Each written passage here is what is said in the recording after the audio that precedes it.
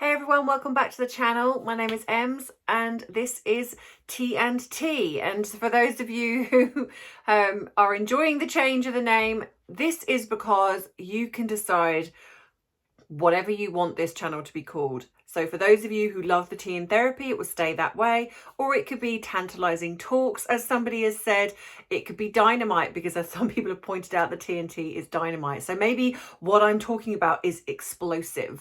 So you can just decide, have some fun with it and decide what you want TNT to stand for. But to be honest, to me, it is about truth with an element of psychology, because I delve into the way people behave, and I use my plus years of being a qualified therapist and a trained life coach to determine this, and with a bit of tea, a sip of tea, because I'm British.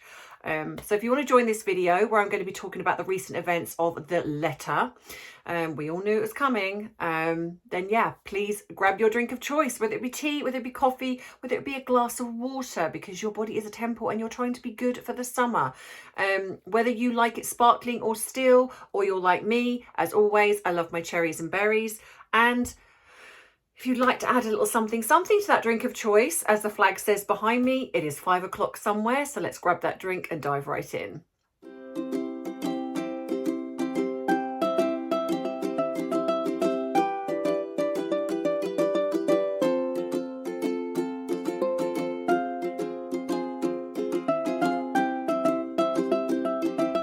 So we all knew that leading up to the coronation, it was going to happen. We were going to get the PR pieces of from Meghan. I called it. Many other YouTubers have called it. You've all called it.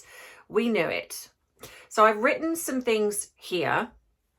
So if I look to the left, that is what I'm doing. I'm reading off my computer screen. So for those of you, and I would like to add that I've had a few people mention that they struggle with the way I look at the camera. I have had this before, and I've mentioned it on my channel before. I have a phone, an iPhone. When I'm recording, I look at the screen. It is not natural for me to look to the left and at my camera where the camera is. It's just not natural. So as much as I know that most of you don't have a problem with this, I do still keep seeing the comments of, you know, I don't like the way you look at the camera, it seems weird. And I'm explaining this for the last time. If anyone else picks up on this, I'm just going to ignore it, because there's nothing, unless I get a professional camera, which at the moment I'm not going to do. This is how my videos are. This is how I look at the camera. I've tried, I can't. It just doesn't feel natural to me. I need to be looking straight on into the camera. So if it feels weird to you, then what I would suggest is either don't look at my face, maybe just have it as sound, or just put up with it, or if not, then I guess don't watch my videos. And I'm sorry if that upsets you, but you have a choice. It is your freedom to choose whether you decide to watch something or not. And if you really don't like what I'm doing, then don't upset yourself. Go watch something that you do enjoy. You know, I'm not here to make anyone uncomfortable, but this is how I run this channel. I'm happy with the way I run it. If I choose to change something, of course, I always take on board what you guys like. But for the most part, I have to enjoy it too. I have to enjoy what I'm doing here. And for the most part, I do. So that being said, so yes, if I'm looking to the right, it's because I'm reading off some things that I've written. So I don't know about you guys, but like I say, I expected this. And of course, what has come out is a leaked mention of letters or emails written back and forth from Meghan to the King, who was then Prince Charles, regarding the situation. Now, I believe what was happening was he reached out to her, potentially, I think, and she corresponded back. I'm not sure then if he then replied to her again, but this is what has been come out. And in this particular correspondence, apparently it has been leaked of the name, even though we haven't heard who it was. of the person who made these alleged comments.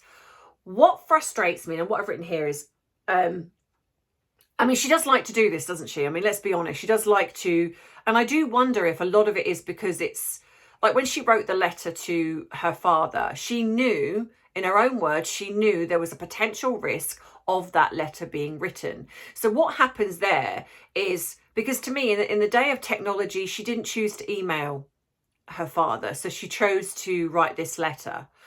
But she wrote it with that in mind. So she was very careful with the wording. She was very careful how she wrote things. And the thing is with Meghan, her personality type, everything has an agenda. Everything. You know, this woman thinks about every possibility that could potentially happen that she believes.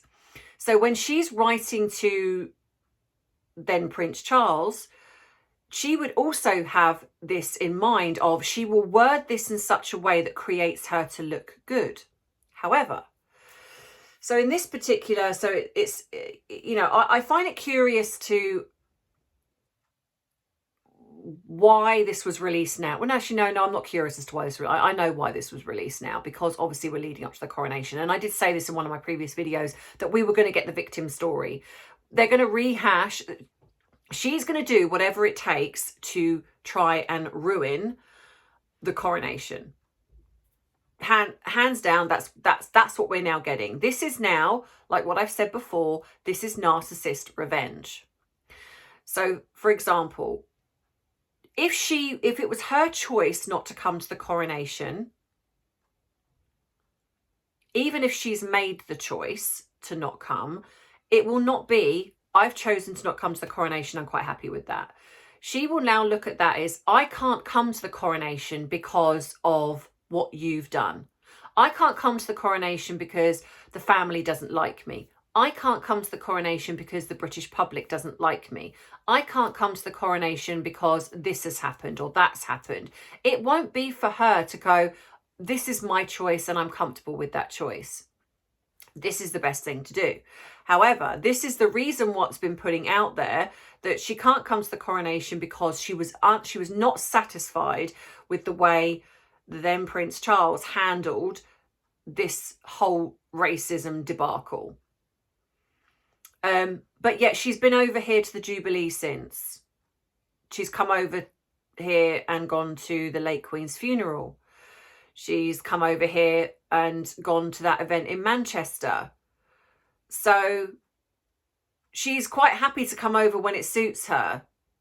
But actually, because she believes this has been taken out of her hands, this is why she's angry. She's angry because Harry's coming over here. She's not welcome. And even if they have put this out of, you are invited, she's not going to put herself in a vulnerable situation. She's already done that. She doesn't like it. Narcissists don't like that. They don't want to put themselves out of their comfort zone because they have to have control the whole time. If they don't have control, they don't like it. And obviously, as we know, that when she was at the late Queen's funeral, you know, she was stuck behind a candle. And so I'd imagine that she's still probably seething from that. So, and also the backlash that she got about the left, you know, the left tier and things like that. So she would be, these would all things be playing on her mind. So the fact that even though she was invited, she would believe, well, I can't come. And she will blame that on whoever she needs to blame that on. So the fact that these have been released, and it's got to have come from her side, because let's be honest, we know the royal family are not going to release something like this. Not this close to the coronation. This is not the way they behave. So this has come from her source. But what frustrates me, which is what I've written here, my anger isn't just regarding Meghan. In fact, to be honest, I'm not actually angry with her because, to be honest, I expected this to come from her. I knew that she was going to try and do something. Rather than just be like, do you know what, it's Archie's birthday, I'm quite happy to stay behind. I'm not bothered. It's become, I'm a victim. Oh, poor me. I would have liked to have come, but you know, I can't because I wasn't happy with, you know, what the then Prince Charles responded in regards to the racism. But what I'm angry about again is the media. Again, why can't we have, especially leading up to the coronation, why can't we have a Harry and Meghan free zone? Why are they regurgitating all of this stuff, which has been done to death? We know about it. They've admitted, Harry admitted that they did not believe the royal family was racist in his own words, but yet that kind of got bypassed. I mean, obviously a few people, Piers Morgan, Dan Wootton, Meghan Kelly, Candace Owens, people like that spoke out about it. The people that we know speak out about it, but everyone else was like, oh, doesn't matter. Doesn't matter that the Queen, the late Queen, was put through hell for 2 years. Doesn't matter the fact that they did the Oprah interview while her husband was dying in hospital. Oh, none of that matters. Because Harry says, oh no, that didn't happen. Did we say that though? Did we? Yeah, you did. It's quite simple, really. Yes, you did. You said it. And so here we are again. The racism thing is being regurgitated again. So we're just literally going up to the King's coronation, and of course the racism thing comes out again. And so it's this person was named apparently in this correspondence, even though we haven't seen the name of the person. But we've already had the fact that Harry has said, no, they're not. We didn't accuse them. No, excuse me, I've got something in my eye. We didn't accuse them. So no, it actually didn't happen. But even at the time, the media did not pick up on the fact that Harry, when Meghan first said it, she said it happened when she was pregnant with Archie. There were conversations that happened when she was pregnant with Archie. When Harry was spoken about it, he said that it happened in the very beginning stages of them dating.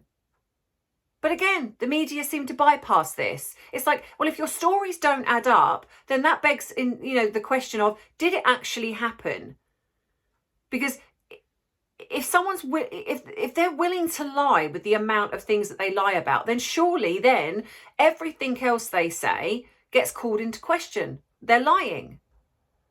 And so here we have again, near to the coronation, and of course the media regurgitate something. Even if this had come out, why do they feel the need to keep giving Harry and Meghan airtime? I actually feel that now the media are starting to want to affect our mental health. It's like, because to me they're just as bad. They didn't need to talk about this. This has been done to death. It's like a tennis match, back and forth, back and forth, back and forth. Did they say it? Didn't they say it? Did they say it? Didn't they say it? It's like they've both got their stories wrong. Harry has come out and said they didn't say it. And yet now, because Meghan's got a grievance with the fact that she's now not coming to the coronation, now we're going to get this. And this is my problem, like I've said before. The media are just as culpable, just as much to blame. Because if they didn't give them airtime, then we wouldn't be affected by them. And I quite happily talk about other people. But unfortunately, this is what is going on because they keep lying. They keep regurgitating stuff like this, and people become angry and they want a place to vent. And so people like us, like these YouTubers, this is a space for people to come on and talk about this type of stuff. I feel frustrated that here we are again. So you have the fact that this letter has come out again, and this is evidence for her. She does everything with an agenda. So when she writes things down, she has this in mind to then go, see, I did talk to the king about this and he didn't address it the way I hoped. Meghan believes that she is the most important person on the planet. She believes, like she's done for many, many times, excuse me, like when she did the letter to the Procter & Gamble. In Meghan's mind, her delusional mind, she believes she solely, single-handedly changed an advert. $1 million corporation took a letter from, what was she, 11 or 13 or whatever it was. Anyway, a young person, and went, oh, do you know what? All the amount of money that we've put into this advert, we're going to change it because one 11-year-old girl, or however old she was, has said that she's not happy with it. And that set the precedent, because what happened then is that Meghan, in her mind, because unfortunately her father went along with this delusion in creating her to believe that she actually was responsible for changing an advert, which as an adult, she would now know that she wasn't, but she's still going along with the delusion. So in her mind, it's kind of like, wow, I am powerful. I can make changes. And don't get me wrong, there is nothing wrong with a young girl having dreams and believing they can change the world. There is nothing wrong with that. And in fact, I think it's lovely to a degree that we encourage young people to believe that they can create changes, but also allow young people to understand what it's like to not succeed. You know, that sometimes you're going to try these things and they don't quite work out. Get them to understand what that feels like. But unfortunately, we are now in a society where even if you take part, you're a winner. There is nothing wrong with healthy competition. There is nothing wrong with wanting to strive for success. You know, there is nothing wrong with, like when I was younger, it's like, you know, if something didn't work, I would keep trying until it did. Whereas now you've got to try once and it's like if your feelings get hurt, it's like, oh, you're a winner, it's fine. And that's the problem. It's creating a lazy mentality. It's creating, to be honest, a lot of, I believe, narcissistic personalities, because we are creating a world where no matter what kids do, they win. Doesn't matter even if they come last. And then what about the people that really try? What about the people that really work hard to achieve, to win? Well, if everyone is the same, what's the point of trying? What's the point of trying to succeed in life if the person that hasn't done anything, hasn't trained, hasn't put that effort in, can then go, well, I will get that job and I will do that just as much, but I haven't worked hard for it, but I'll still get it because, well, I'm a winner. You know, there's nothing wrong with having like I say, a healthy outlook on life and wanting to achieve. But I think the problem we have with Meghan is that she was told at a very young age that she was powerful enough to, I mean, you've only got to listen to that video where she was like, you know, if you've got a problem with something, you write in and you complain. And that's really what she's kind of done since. She loves doing this complain. Something isn't right, I'm going to complain. And I want a change to be made. Because back then, her father, unfortunately, and bless his little heart, but unfortunately, her father created part of this monster where it's kind of like, you can achieve whatever you want and you're going to win. You can make changes. And so here she is again, like when she wrote the letter to her father, she knew that was going to be leaked potentially. And so she created herself to be the victim, the martyr, the person that was, oh, you know, I love you, Daddy, and this breaks my heart. She did this. It's like enacting a play, and you can guarantee that any correspondence that she's created to anyone would be with that in mind, either with the fact that A, she believes it potentially could be leaked, so it wants to paint her in the best light, but also because she has an agenda behind everything. I think she literally keeps and stores everything as evidence. So you can bet that she's got this little black book, or she's got something where she's got all these notes and this evidence taking, because she knew this from the word go. She knew that she would need some leverage. And this is why, if you haven't watched my other videos, please go and watch those, because it shows where I think this leverage started. I think she's wanted revenge right from when she probably first connected with a certain prince that's not the one she's married to now. So I think that this correspondence with Charles, she's furious because they haven't done what she wanted. They haven't acknowledged that whatever she said, she's got to be right. She is the most powerful person, and then she wants to create change. She said so herself. She wanted to go into the monarchy and she wanted to change it. And they've just gone, no, this is years and years and years of tradition, not happening.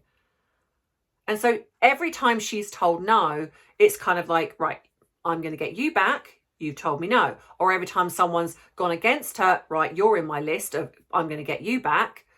And that is how a personality like Meghan will behave.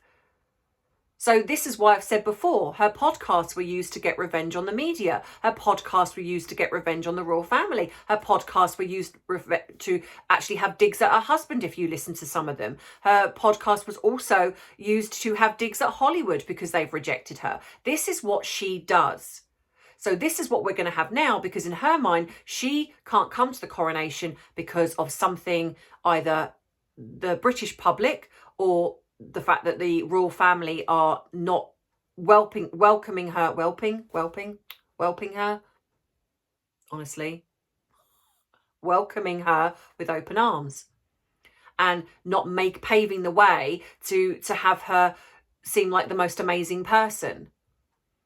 And that's why she's, like I say, she's enacted revenge against the way she's done with William. And that's why I totally believe that they put out the William having this alleged affair, which never happened, which I don't believe ever happened. I mean, you've only got to look at the way those two look at each other and you can tell those two are in love. They love each other. And that's why she's enacted revenge on Catherine. Or Catherine made me cry. Because Catherine is the one that stood in her way. Catherine is the one that probably called her out, stood in her way. And that's why she was happy to release the text messages or put these, whatever they were, pretend text messages that went in the spare. How did Harry get those? Well, Meghan must have given them to him. You know, she's happy when she needs things to come out. She's happy to air everyone else's privacy out there. Happy to do that. Happy to now put this out about the fact they've had this correspondence between her and the future king, and he, speaking to her about how, sad he was that she had, what had happened. But in her own words, she agrees that it was not made with malice. That tells you right there that she didn't take it as racism.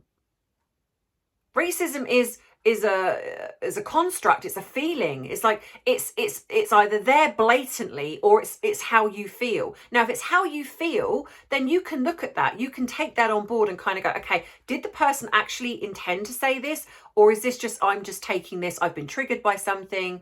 It's working on those things. It's a two-way thing, and this absolute thing of unconscious bias frustrates me to no end, because if it's unconscious, you're not aware of it. And the danger with that is then what you can have is manipulation. You have this where you will have people tell you, you are racist, you are biased, you are this. And even if you're sitting there going, no, I'm not, they'll go, well, it's unconscious. The whole definition of unconscious is literally like, if I'm unconscious, I'm not aware of what's going on around me. I'm knocked out, I'm asleep or whatever. So unconscious means I'm not aware.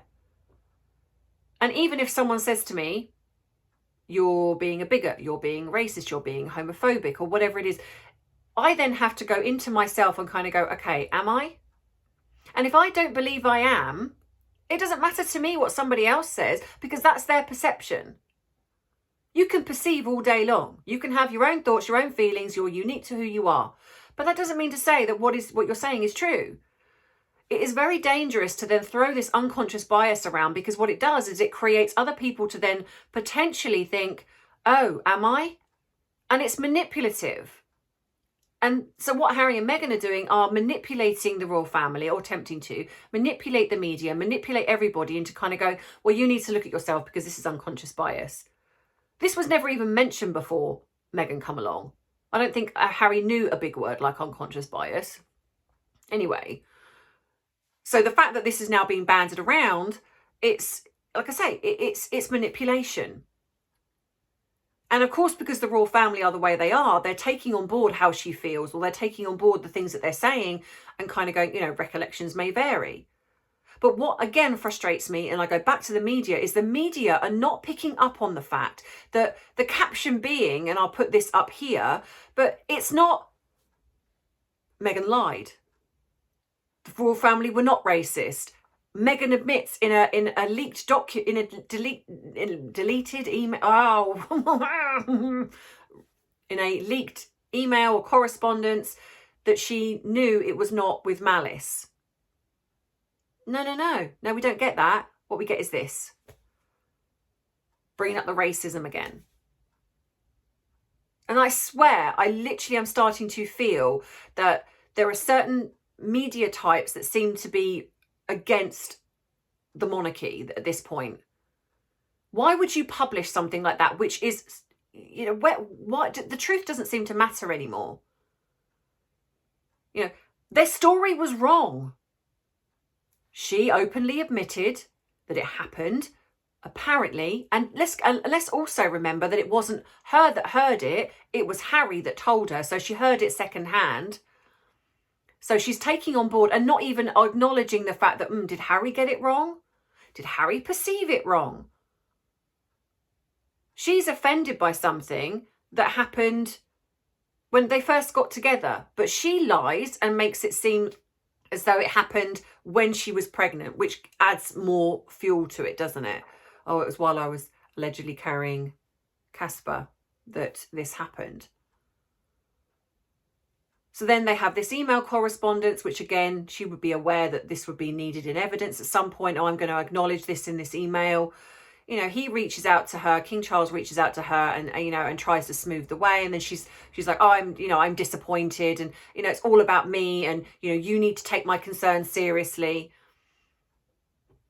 And again, like I say, this is how she plays that game. It's like everything that she gets disappointed or offended by needs to be addressed, needs to be taken seriously, rather than them taking responsibility for themselves. If I'm offended by something, and this is what I would say to you, if you feel offended by something, look into yourself first. Acknowledge, where is it coming from? Why do I feel that way? Did the person say it intentionally? Because if they didn't say it intentionally, then it's about your feelings, your responsibility. She openly admits in this correspondence that it was not done with malice. But the way they made this sound on Oprah was it was very much done with malice. They put that royal family through 2 years of hell, being called racist, being hollered at, criticised. You know, the Queen's legacy pretty much tarnished towards the end, when she would have been in her ailing health as well. And they did nothing to rectify that. Nothing. Apart from 2 years on, when Harry sits down and does an interview about his book, and then admits that we never said that. We're going to gaslight you. That's fine. We never said it. But absolutely did. And yet again, the media don't really blast that all everywhere. No, because that would mean actually the royal family were right. That would mean that we were all right. I just feel frustrated. And that's what I mean. Like when you know, if you do something like that, if you are upset by somebody or you are triggered by somebody, you look into yourself first. You take responsibility for your part in something and your feelings. So if somebody has done something intentionally, that's fair enough. You can then decide whether that is something you want to take further. You want to, give consequences to that person, is like hold them accountable, pull them up on it, or never have that person in your life again. But let's be clear here. This is somebody who has said the royal family is racist, and in her own mind didn't acknowledge the fact that she felt suicidal. Because I'd imagine that probably in the Oprah interview, that's probably the first time they heard about it. And so they were like, wait, hang on a minute, what? But nobody picked up on the fact that she was allegedly this suicidal whilst pregnant. And nobody went, that's a problem. That's a big problem. And suddenly it was poof. I'm going out for the evening to watch Cirque du Soleil, and I'm going to put a smile on my face and everything's okay. Now, I'm not saying that people with mental health issues do not do that. Of course they do. But what I don't believe they do is do what she did. Get donned up in a frock. I think, she's a member of the royal family. If she didn't want to go, she could have quite easily said, I'm not going. But she didn't. And then when the lights went down, I was just sobbing. Well, does she have a makeup artist down there then? Because I'm sorry, the photographs that I saw, her makeup looked flawless. I would like to know what makeup she was wearing that didn't streak, that didn't make her eyes look puffy, or, when the lights went down, does she have someone down in between her knees going, right, let's do a touch up because you've been crying? Her makeup looked flawless. You could see by her face she had not been crying. There was nothing. In fact, if anything, Harry looked crestfallen. Harry looked dejected. So what I would suggest is they had a row. She threatened it because it's control. And if you don't do this, this is going to happen. And so that is why, because Harry does wear his emotions on his face. If he's annoyed, you see it. If he's happy, you see it. If he's not happy, you see it. So I would say they probably had a huge Barney, and she threatened it because, like I say, that's how they use control. And then was like, yeah, I'm going to get dressed up and go out now. I'm going to ruin your night, but I'm fine. I'm perfectly fine. Duper's delight. I got what I wanted. And I think that's exactly what this is. Meghan needs to get what she wants. And if she doesn't, this is what happens. But what frustrates me is the media are playing their game, playing along with them. Stop it. Stop printing this garbage. Stop putting, because at the end of the day, they're human beings. The royal family, they might be the monarchy, but they're still human beings. King Charles is still in his 70s. Leave them alone. Just stop. If it's news and it's new, fair enough. But stop regurgitating this stuff, especially given the fact that both of them have now acknowledged that it didn't happen. That it wasn't, or not that, it didn't happen, or it wasn't done with malice. Well, which was it? It didn't happen, or it did happen, but it wasn't done with malice. But either way, the royal family are not to blame. Harry and Meghan are to blame. And I swear, if I see that, the reporter's name, whatever her name is it Rebecca Toomey?